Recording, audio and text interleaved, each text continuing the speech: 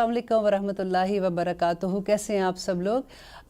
आज हमारा दूसरा प्रोग्राम है और हम कोशिश करेंगे कि जो हमारा फॉर्मेट है उसके मुताबिक हम इंशाल्लाह वर्ड टू वर्ड ट्रांसलेशन सूरत फातिहा की जो हम कर रहे हैं और उसके साथ हम तफसीर करते रहें। लास्ट प्रोग्राम में हमने पूरे प्रोग्राम में सूरत फातिहा की फ़जीलत बयान की थी, लेकिन आप यकीन करें कि फिर भी दिल नहीं भरा, उसका हक़ अदा नहीं हुआ। लेकिन फिर भी क्योंकि हमारे पास वक्त की कमी होती है तो हम कोशिश करेंगे कि हम अपने वक्त के मुताबिक जितना ज़्यादा से ज़्यादा इल्म ले सकते हैं वो लेते रहें। तो आज हम शुरू करते हैं सबसे पहले तो वर्ड टू वर्ड ट्रांसलेशन से। हमारा फॉर्मेट में ये होगा कि हम एक आयत का लफ्ज़ी तर्जुमा करेंगे और उसके साथ ही इंशाल्लाह उसकी तफसीर भी बयान करेंगे। आऊज़ु बिल्लाहि मिनश शैतानिर रजीम, बिस्मिल्लाहिर रहमानिर रहीम। इसके बारे में हमने लास्ट प्रोग्राम में इसकी तफसीर कर ली थी। तो अलहम्द, आप लोगों के पास जो भी मुसफ़ होगा, जो भी आपने उसमें उर्दू का तर्जुमा लिखा हुआ है, उसमें आप ये देखिए कि उसमें अलहम्द के साथ जो नीचे लिखा होता है उसका मतलब है सब तारीफ़ें, तमाम की तमाम तारीफ़ें। लेकिन आप बिलीव करें कि ये लफ्ज़ जो है ना, ये उसका हक़ अदा नहीं करता। इंशाल्लाह वो मैं आपको तफसीर में बताऊंगी। आप अलहम्द के साथ तारीफ़ प्लस उसके साथ आप शुक्र लिखते हैं। तमाम के तमाम तारीफ़ें और तमाम के तमाम शुक्र लिल्लाही। ली जो है वो आप एक दफ़ा याद कर लेंगे तो पूरे कुरान में जहाँ भी आएगा तो आपको मुश्किल नहीं होगा। ली का मतलब होता है लिए, और अल्लाह, अल्लाह के लिए। रब, जो रब है। अल आलमीन, तमाम जहानों का। इसमें आप देखिए कि अलहम्द से भी पहले अलिफ लाम था और अल आलमीन से भी पहले अलिफ लाम है। और अरबी ज़ुबान में ये होता है कि जो अलिफ लाम है वो किसी भी नकरा को मारफा करने के लिए, मीन्स के किसी आम चीज़ को ख़ास करने के लिए इस्तेमाल होता है। फॉर एग्ज़ाम्पल आप कहते हो जैसे बुक है कोई, तो कोई भी बुक है, राइट। और जब आप उसको द बुक कहेंगे तो उसका मतलब होगा कि कोई ख़ास बुक की आप बात कर रहे हैं। यहाँ भी जो अलहम्द है और अल आलमीन है, ये दोनों जगह पे जो अलिफ लाम है वो किसी नकरा को मारफा करने के लिए इस्तेमाल होता है। और जो या नून है आखिर में, वो जमा के लिए है। ये आप थोड़ी देर आप इसी तरह से बार बार सुनते रहेंगे, अपने नोट्स अपने साथ साथ बनाते रहें। आप यकीन करें कि एक स्पारे के बाद, मैं अपने स्टूडेंट को भी यही कहती हूँ कि इंशाल्लाह एक स्पारे के बाद आप ख़ुद से तर्जमा, आपके पास लिखा हुआ नहीं होगा ना, आप फिर भी करने के काबिल हो जाएंगे। और इसके अल आलमीन में तमाम जहानों का रब। और अब आलम जो है इसका कोई वाहिद नहीं है, इट्सेफ आलम जो है वो उसमें जमा है। और आप सोचिए कि आलम की भी जमा आलमीन आ जाती है। और अल्हम्दुलिल्लाह रब्बिल आलमीन, तमाम की तमाम तारीफ़ें, तमाम के तमाम शुक्र अल्लाह सुब्हाना ताला के लिए हैं। जब हम ये कलमा अदा करते हैं तो नबी करीम सल्लल्लाहु अलैहि वसल्लम ने हमें बताया कि ये कलमा इतना भारी है कि ज़मीन और आसमान के दरमियान में जितनी खला है वो उसको भर देता है, और फिर मैज़ान पे सबसे भारी है और अल्लाह सुब्हाना ताला को सबसे ज़्यादा अजीज़ है। आखिर इस कलमे में क्या बात है? देखिए हम कितनी दफ़ा पढ़ते हैं, अब नमाज के बाद भी 33 टाइम्स तो हम पढ़ते हैं ना, अल्हम्दुलिल्लाह अल्हम्दुलिल्लाह। इधर फिर रहे हैं उधर पर, अगर तस्बीह पकड़ी हुई है तो तब भी हम पढ़ते जाते हैं।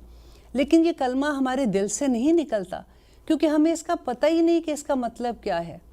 अलहम्द वो शुक्र है।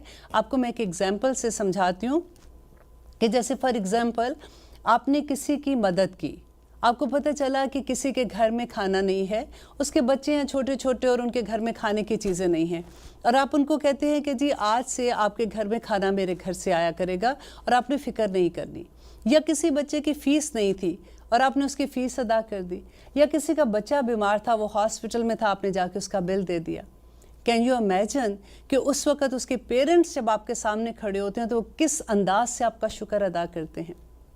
या आप थोड़ा सा दूसरी तरफ ले जाए कि आप सोचें कि अल्लाह ना करे कि कभी हमें ज़रूरत पड़ी हो, कि हमें किसी की ज़रूरत है और हमारे पास पैसे नहीं हैं, हमने बच्चे की फ़ीस देनी है और कोई आके हमें वो फ़ीस बच्चे की हमारी पे कर देता है, तो हम किस अंदाज से उसका शुक्र अदा करते हैं।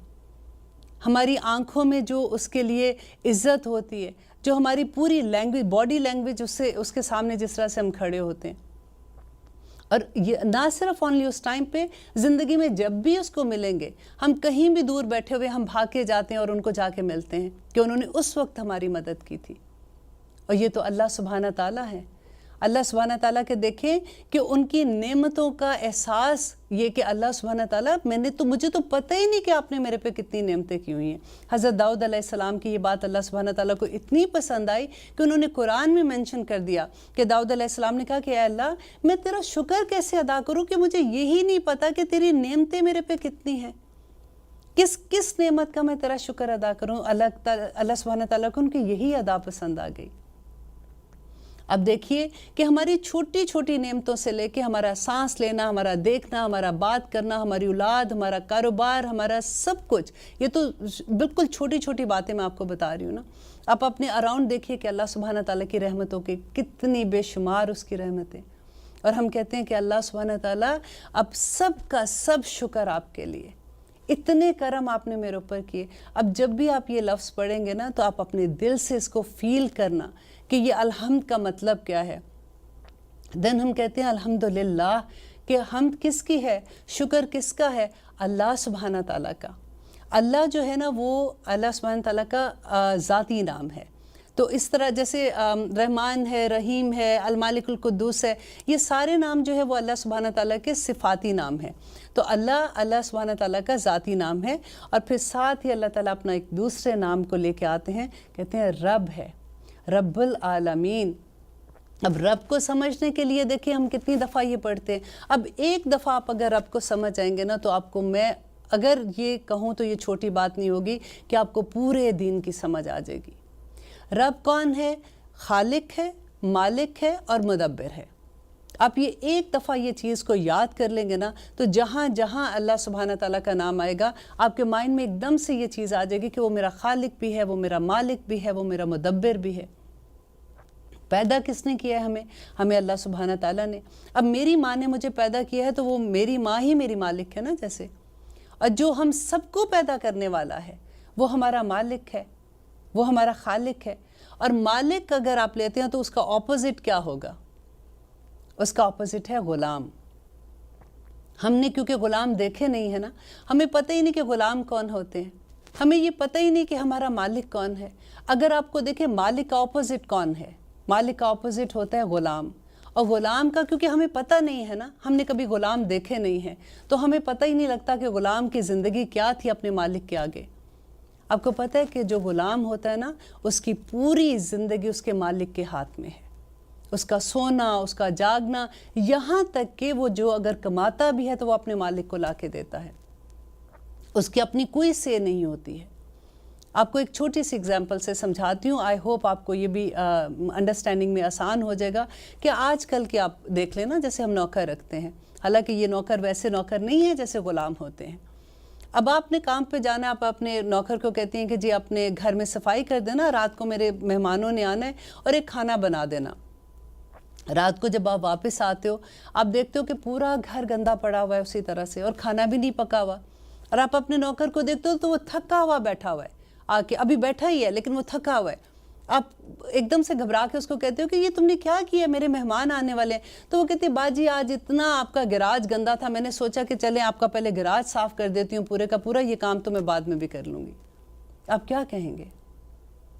اللہ سبحانہ تعالیٰ نے ہمیں اس دنیا میں بھیجا ہے نا تو ہم بھی یہ کرتے ہیں کہ ہم کام تو کر رہے ہیں، سوئے تو نہیں پڑے ہوئے نا، پورا دن دنیا میں کام کرتے ہیں، پورا دن ادھر ادھر بھاگتے پھرتے ہیں، سوئے تو نہیں پڑے، رائٹ؟ لیکن اللہ سبحانہ تعالیٰ ہم سے چاہتے کیا ہیں، ان کا حکم کیا ہے، اس کے بارے میں ہمیں یہ پتہ کیسے چلے گا؟ جب تک ہم قرآن نہیں سمجھیں گے ہم اس بات کو کیسے سمجھ سکتے ہیں؟ اور وہ رب بھی کون ہے؟ جو عالمین کا رب ہے۔ اب دیکھیں میں نے جیسے کہا کہ عالم کی کوئی واحد نہیں ہے، عالم اٹ سیلف ہی جمع ہے، اور اتنے عالمین اس کے بارے میں کہتے ہیں کہ اللہ سبحانہ تعالیٰ نے 10,000 عالم بنائے۔ اب دیکھیں انسانوں کا عالم، جنوں کا عالم، فرشتوں کا عالم، برڈز کا عالم، چونٹیوں کا عالم، یو نیم اٹ، اور اتنے عالم ہیں اس دنیا میں، اور اللہ سبحانہ تعالیٰ ہر ایک کا رب ہے۔ ہم کسی کے بارے میں سنتے ہیں نا کہ وہ اتنے امیر، اتنے اللہ تعالیٰ نے ان پہ رحمتیں کی ہوئی ہیں، اتنا بڑا کاروبار ہے، تو ایک دم سے ہم مرغوب ہو جاتے ہیں، اور اگر ہمیں کہیں سے انویٹیشن آ جائے ایسے لوگوں کا تو اور بھی ذرا ہوتا ہے کہ جی وہ تو اتنے بڑے ملک کے پولیٹیشینز اور یہ وہ ہمیں تو وہاں پہ بلایا. ہم کس طرح سے ہوتا ہے بندہ کس طرح سے سوچتا ہے. لیکن یہاں پہ اللہ سبحانہ تعالیٰ کیا کہہ رہے ہیں کہ میں رب ہوں, عالمین کا رب ہوں. ایک روب آتا ہے نا اندر ہمارے. اور اس کے ساتھ ہی اللہ سبحانہ تعالیٰ اپنی ایک اور صفت بیان کرتے ہیں کہ ڈرو نہیں, میں رب ہوں, میں مالک ہوں, میں عالمین کا بھی مالک ہوں, لیکن میں رحمان بھی ہوں اور میں رحیم بھی ہوں. سبحان اللہ. اور اب دیکھیے ایک اللہ سبحانہ تعالیٰ صرف رحمان کہہ دیتے تو کافی تھا. اب دونوں کا مادہ ایک ہے, را ہا